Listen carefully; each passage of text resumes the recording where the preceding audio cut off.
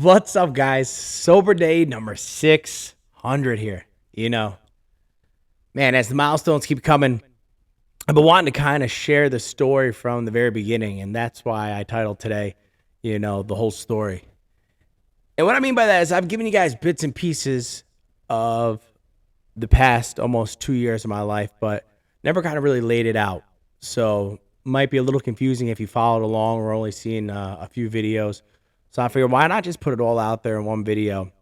And at this milestone, kind of share with you guys what my journey was to get sober and what I do still to this day to stay sober, as I'm still new to sobriety because I still haven't hit 2 years yet. But let's take it all the way back to the beginning.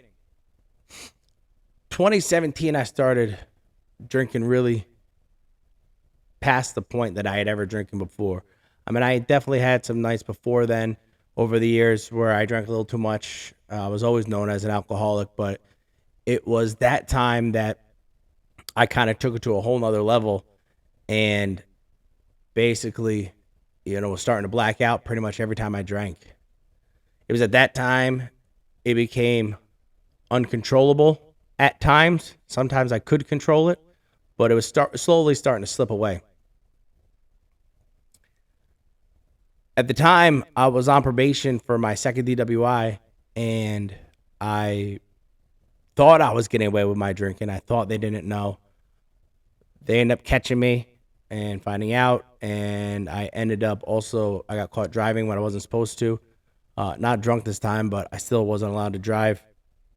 And I got my probation revoked and resentenced to 9 months in the Albany County Jail. I was in the veterans program because I was in the military for 6 years and was honorably discharged. And so being in the veterans program, part of the deal was you had to do 2 groups a day. We talked about alcohol, substance abuse, a lot of things that a lot of veterans deal with because they're being in the military. Mine were issues that happened after the military. We saw a counselor, and we really worked on ourselves. But I thought I didn't really have a problem. I thought I just needed a timeout. And when I came home, I slowly started to drink, and that quickly escalated almost faster than it had ever done before in my life. I went from on day 2 of being home to having just like 2 or 3 beers to within 2 weeks fully getting drunk again. I ended up getting another DWI, one that I haven't shared with you guys yet, and I will tell that story soon, and getting in more trouble. I was a little smarter about it legally because I had already dealt with it twice. Not that I'm proud of that, but I at least knew what to do in the situation, how to handle it. I still wasn't done drinking, though. I was able to work out a great deal where I went away for 4 months. When I went away, COVID happened 2 weeks later, so I ended up missing nothing. I missed no gigs, nothing. I came home, thought it was a blessing in disguise. Not that COVID was any blessing at all, but for me, I did not think I could survive what my business and my personality and my career had survived in 2018. This is now 2020, obviously. I did not think I could survive that again, but because COVID shut everything down, I was able to kind of sneak by and nobody was the wiser. I came home, same thing. Picked up drinking again, thinking I could control it. This time it rushed on even faster. I think by day 2 or 3, I was drunk, full on drunk. I ended up getting pancreatitis in August after being home for about 2 months. Now, I didn't know that I had pancreatitis. I know now that's what it was because a few months later in December, so this was August, a few months later in December, I would actually be hospitalized for 8 days with the first real big bout of pancreatitis. And let me tell you, that was a pain that I sat there and said I never wanted to go through again. After that, I got out. Thought I had to get sober. I was going to do the best I could, make the best effort. But just like all the other times, without actually doing any work, it was inevitable. I was going to drink again. I think I made it like 30 days. Ended up drinking. Went down to my buddy's house down in Florida to do a gig with him, and took Austin, my new sobriety dog, And it was during the Super Bowl. Got really drunk, ended up in the hospital. Don't know why. Still to this day, me and Matt still don't know why. He found blood on his car. We don't know if I got in a fight or if I tripped and fell. We don't know what happened. And I still didn't stop drinking. Fast forward to June, pancreatitis again. I'm in the hospital this time for 5 days. And the pancreatitis had never really went away, but the pains went away. But I had symptoms of it. Like my pancreas was not healing because I didn't give it the time to heal. So I dealt with some side effects that I was very aware of. When I finally decided to get sober, I was starting to drink to the point where I would come home and just cry and cry myself to sleep, or cry to my wife, or call my mother on the phone and cry to random people saying, I don't want to be drunk no more. And yet at the same time, I would still drink the next day because at this point it was 100% out of my control. And what I mean by that is I had reached the point of my alcoholism that my body required to drink, because within an hour, half hour to an hour, I was getting the shakes or the sweats. Every moment I wasn't drinking, I was starting to go through a detox. I decided to go ahead after multiple things came to a head. Legally, with my family, my daughter not talking to me, my wife ready to leave after all these years. She had had enough, which I don't blame her. Certain friends saying, hey, I can't do this no more either.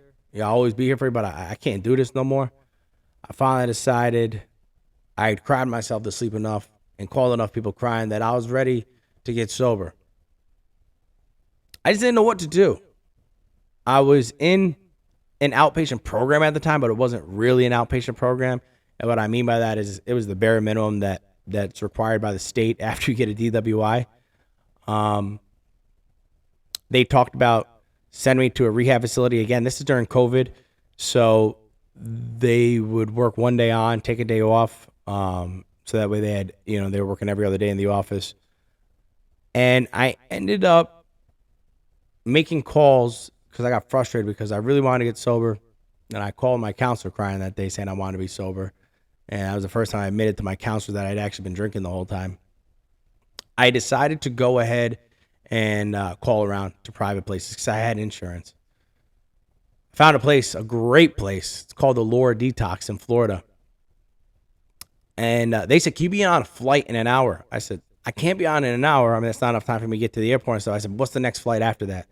And there was one first thing the next morning. I flew out, did 10 days of detox there, came home, got right into an intensive outpatient program where I was doing 3 to 4 groups a day over the phone. Unfortunately, during COVID, it was all over the phone, but I was taking it seriously because I wanted to be sober. Since that day of going to detox, I've had one relapse. That was exactly 30 days in. I've relapsed, and since that day, I've been sober, and that's how we have 600 days sober. There's a lot of things that went into it. Like I said, my family, my body giving in. I mean, I can't thank my wife and daughter enough. If it wasn't for them two, who knows? I probably would have had no reason to stop, and I would have just drank through the pain, and eventually my pancreas would have given up, and who knows if I'd be around or alive even today. I don't know. But I finally decided I had to stop. So what did I do? I had to intervene. I had to stop what was going on. I had to interrupt the process. I had to interrupt the process of drinking. So that was me going to the detox facility. Going to that detox facility was probably the best thing for me because you don't really feel the withdrawal symptoms. You actually withdraw properly with medication and other things. You leave there with a plan. I knew I had to go I was either going to go inpatient when I came home, or I was going to go to outpatient, like intensive outpatient. Because of COVID, I had to quarantine for 14 days because I left the state, and I happened to be in Florida. When I went to Florida, that was ironically the weekend that they had they were setting the record numbers of 20,000 a day, new cases a day in the state. So when I got home, I had to quarantine. So when I got done with quarantining, intensive outpatient was all I could do because after so many days sober, they're not going to take you in the rehab. So I did this intensive outpatient, and I took it seriously. I started going to AA. Even though I'd also subscribed to AA, I had to be around people that were like me, people that had gone through what I went through, people that really understood where I was in my life. Because that was half the problem. I can never you can't talk to your friends or your family that don't understand. It's not their fault. They don't understand. They don't understand what I was going through. But these people at AA, even though I didn't subscribe to the full series of the 12 steps and everything that they do, the meetings are great. The people I met were great. And they were actually okay with people that didn't buy into the 12 steps, It would just keep coming to meetings. So I completed my intensive outpatient after about 8 or 9 months. Was still going to some AA meetings. The other thing I did was I made this channel. I made this channel on my 7th day sober. This is after that one relapse I had after 30 days of being sober initially. I went ahead and started this channel. I believe it was day 7 of being sober since my relapse. And I made a promise to you guys saying that if I ever relapse, this would be the first place that I would put it. Be the first place that I'd hear it. And even though I would have consequences if I did, I was going to hold myself accountable to that.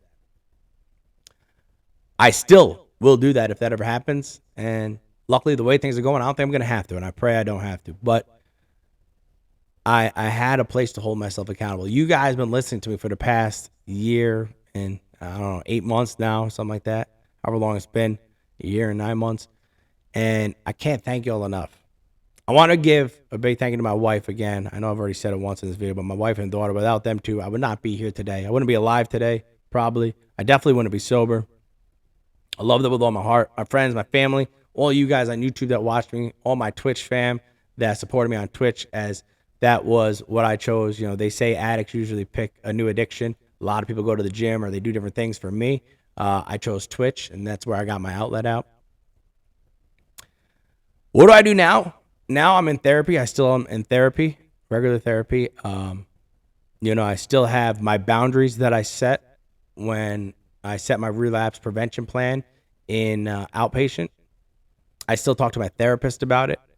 I still come on this channel. I know I haven't been on the channel as much, but I keep telling you guys we are going to make this channel what I want it to be, and we're going to be doing more things like reliving my life sober, like the original thought was. And now that the world's finally opening up, but I just want to come on and tell you guys the whole story, give you some behind the scenes, because I've put it out in bits and pieces. I've never told you guys about the third DWI, not because I was ashamed or didn't want to. I was just waiting for the right time to tell that story. I told the first 2 stories. Those videos are on this channel. And I'm waiting for the right moment to tell the third story.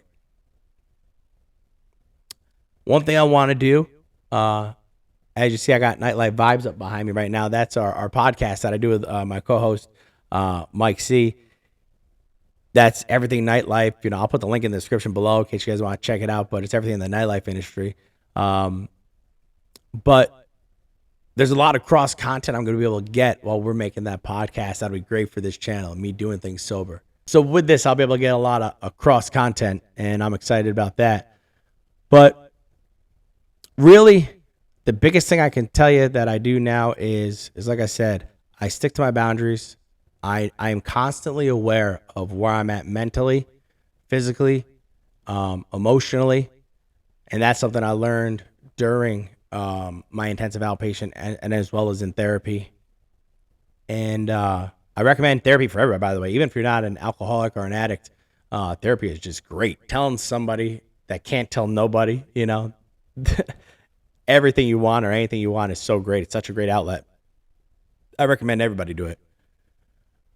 But that's what I'm doing now, and I'm going to continue to do those things. And if I come up with any new tricks or tips that can help anybody else out there, I'll let you guys know. But really, it comes down to holding myself accountable, and that's what we're doing.